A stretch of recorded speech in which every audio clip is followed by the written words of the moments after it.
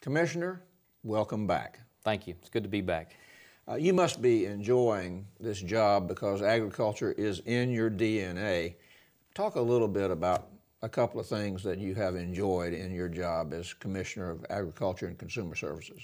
Well, I'm having a blast. It's a great opportunity to serve. You've got a fascinating state. You know, if I were Commissioner of Agriculture in Iowa, I'd only be worried about 5 things. In Florida, we grow 300 different commodities. We're a national leader in an awful lot of those.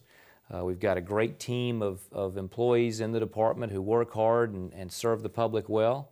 And we've got a broad scope of responsibility, from the traditional agricultural pieces to new responsibilities in energy and nutrition, gun permits, consumer protection. So it's a broad spectrum, and every day brings something interesting.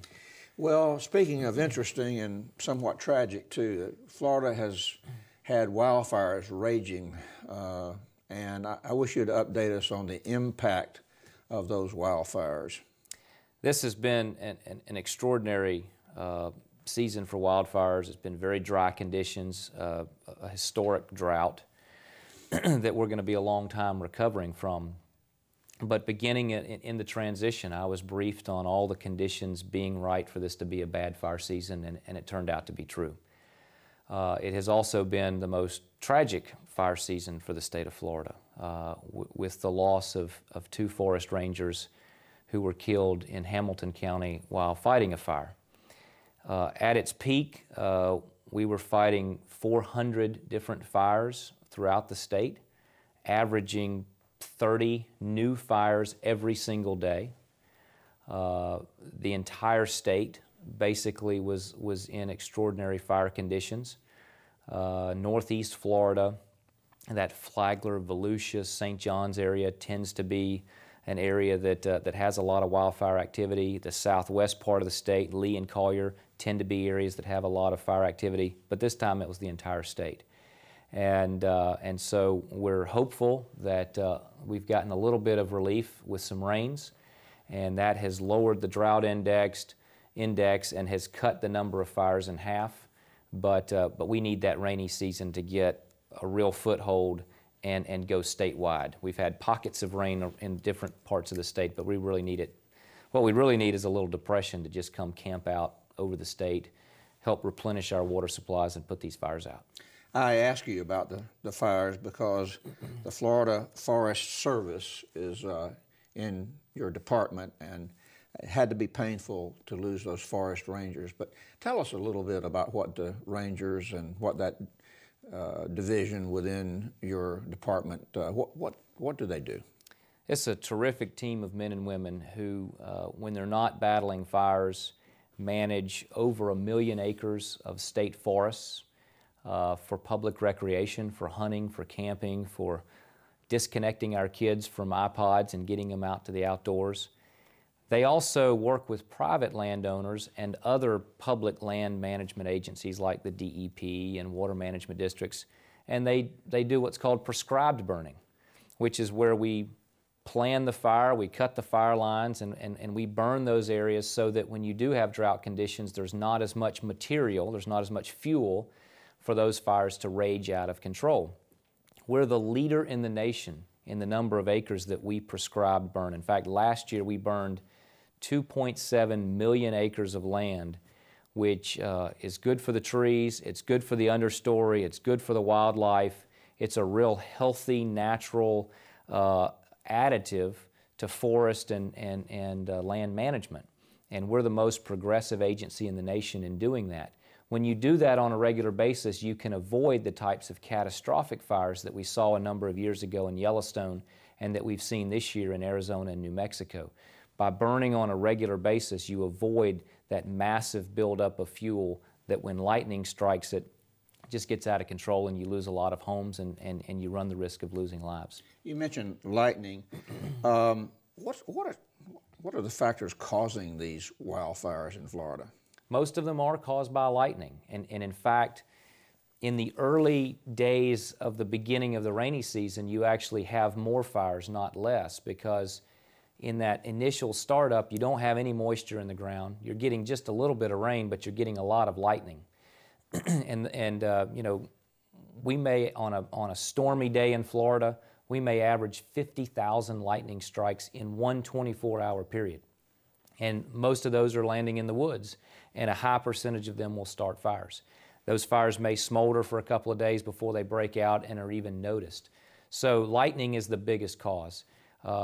When you get around major holidays and you have real dry conditions where people are running four-wheelers and things like that, you might have cigarette butts, fireworks, hot exhausts off of a four-wheeler or other SUV that are causing the fires, but overwhelmingly it's lightning. Okay.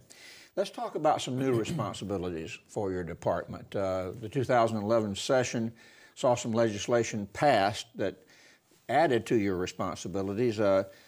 Probably the biggest, and there's been some talk about it, is transferring authority over the school nutrition program to the department. Tell us about that. That's a big deal, and it's big for Florida agriculture, and it could be very important for Florida school children. It is a big deal, and it's a big deal for everyone involved.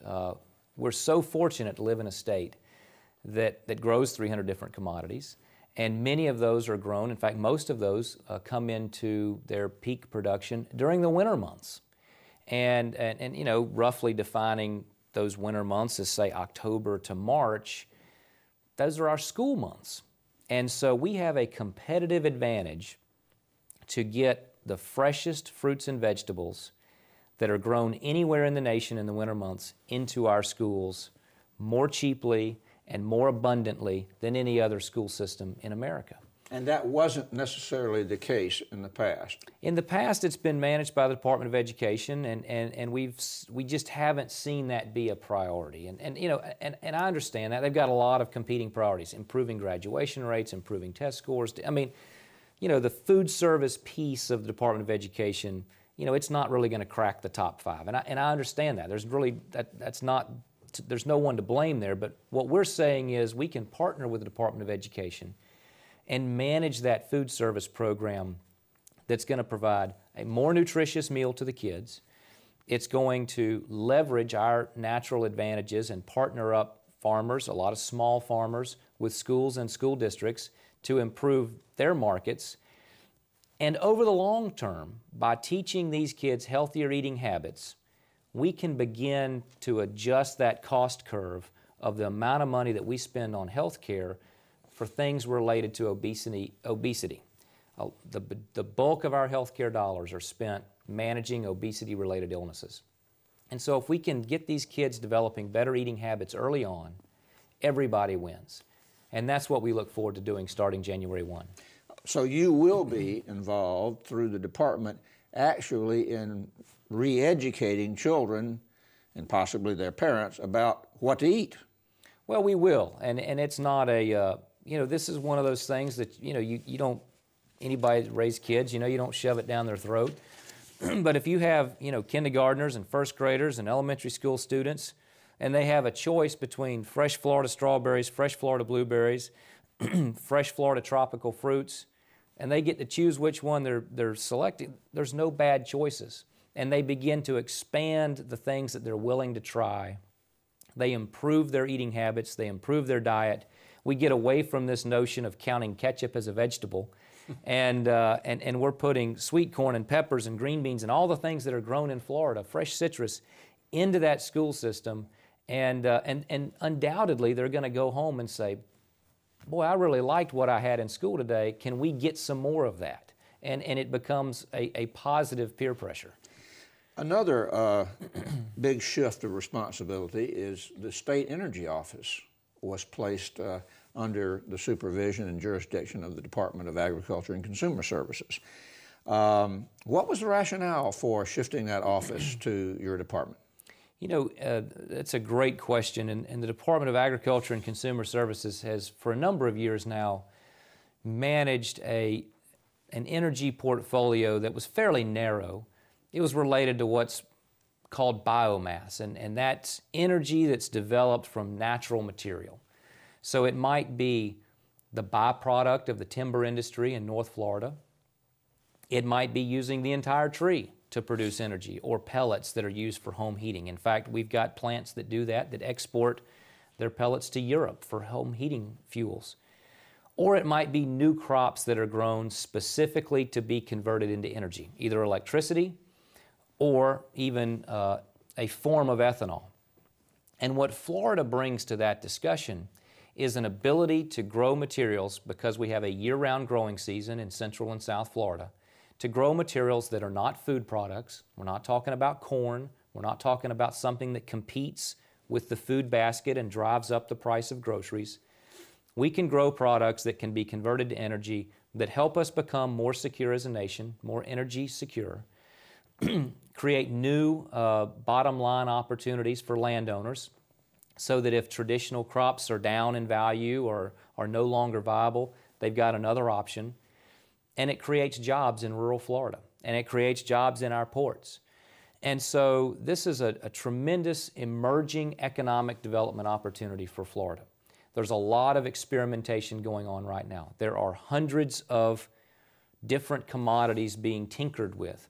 Some of those people are going to be right, some of those people are going to be wrong, and that's how innovation occurs in this country. So the department had a role in that aspect of it. The legislature decided to move the entire energy office to the Department of Agriculture, and so now we're broadening that focus from just biomass to now include solar and wind and tide and improvements to the grid, smart grid type technologies, and looking at a whole host of ways that we can continue to create new jobs in Florida and be less dependent on countries that don't like us for the sources of our energy. Thank you, Commissioner. We're going to go to break right now and come back and talk about future priorities and also illegal immigration.